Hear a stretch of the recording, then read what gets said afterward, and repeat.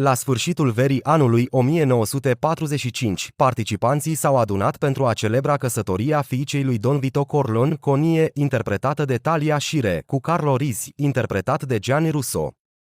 Vito, jucat de Marlon Brando, liderul familiei mafiote Corleone, este cunoscut în cercul prietenilor și al asociaților ca nașul. Alături de Tom Hagen, interpretat de Robert Duvall, avocatul familiei Corleone, primesc cereri de favoruri, în conformitate cu tradiția italiană care spune că niciun sicilian nu poate refuza o cerere în ziua nunții fiicei sale.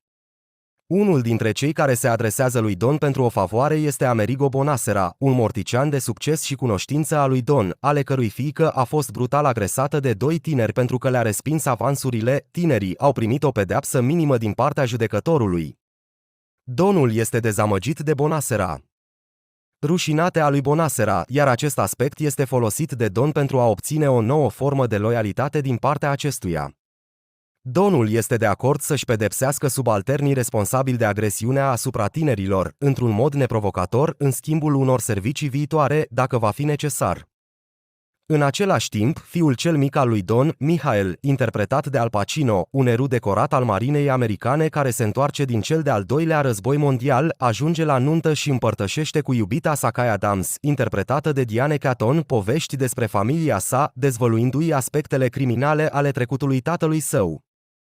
Junge la nuntă și împărtășește cu iubita sa Kay Adams, interpretată de Diane Keaton, povești despre familia sa, dezvăluindu-i aspectele criminale ale trecutului tatălui său. El o asigură pe Kay că el este diferit de restul familiei și nu are intenția să se implice în activitățile lor ilegale. Scena anunții servește ca o introducere critică în restul filmului, prezentându-i pe personajele principale lui Kay. Fredo, interpretat de John Cazale, fratele mai mare al lui Michael, este un individ mai puțin respectat și destul de înclinat către alcool până când este găsit de Michael la petrecere. Santino, cunoscut și ca Sonny, interpretat de James Caan, cel mai în vârstă fiu al lui Don și următorul în linia de succesiune pentru poziția de Don. Este căsătorit, dar este impulsiv și coleric, având o aventură cu una dintre domnișoarele de onoare ale lui Connie, Lucy Mancini, interpretată de Jeannie Linero.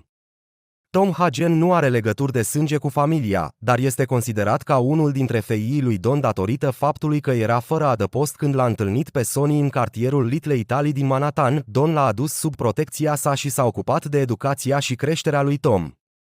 Devenit acum un avocat talentat, Tom este pregătit să preia rolul important de consilier al lui Don, în ciuda originii sale non-siciliene. De asemenea, printre invitații la sărbătoare se află și celebrul cântăreț Johnny Fontane, interpretat de Al Martino, prietenul apropiat al lui Corleone, care a venit din Hollywood pentru a cere ajutorul lui Vito în obținerea unui rol într-un film care să-și revitalizeze cariera în declin. Jacques Olzet, interpretat de John Marley, șeful unui studio de film, refuză să-i acorde rolul lui Fontane, un personaj similar cu Johnny, care l-ar fi adus în fața reflectoarelor și mai mult, dar Don Corleone îi explică lui Johnny, o să-i facă o ofertă pe care nu o poate refuza.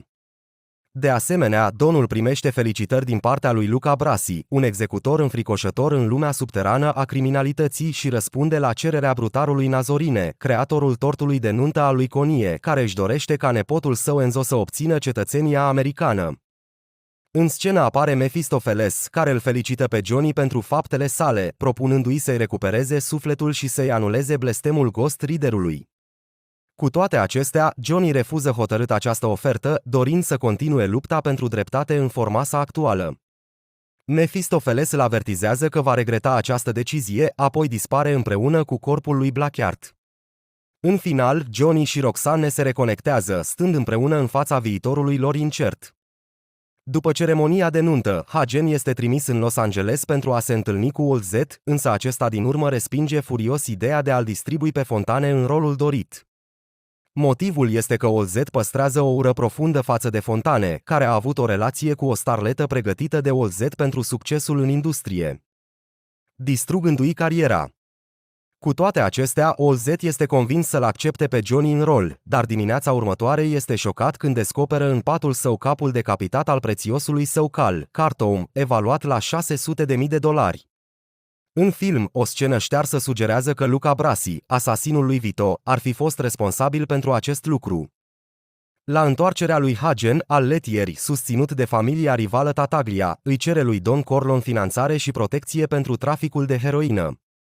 Deși aceasta ar aduce profituri uriașe, Vito refuză, temându-se că acest pas ar distruge alianțele politice pe care le-a construit de-a lungul anilor. Sonny, fiul său cel mare, își exprimase anterior susținerea pentru traficul de droguri, dar acum se îndoiește de ofertele lui Solozo. În timpul întâlnirii, Luca Brasi este ucis, iar Don Corleone este atacat. Apoi, Sonny preia conducerea familiei. În urma încercării de asasinat asupra lui Don Corleone, Michael preia controlul afacerilor familiei și își vizitează tatăl la spital. El îl apără pe tatăl său în timpul discuției cu Solozo și McCluskey, acceptând să-și îndeplinească amenințarea de a-i ucide pentru a-și proteja familia.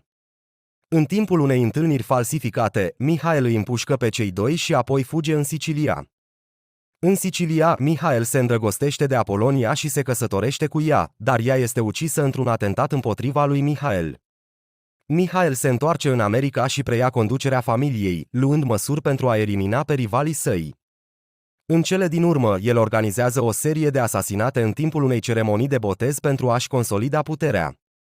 După ce se confruntă cu trădarea și îi elimină pe cei care i-au rănit familia, Michael devine noul Don Corleone. Filmul se încheie cu el preluând controlul total asupra afacerilor familiei, în timp ce ușa biroului său se închide.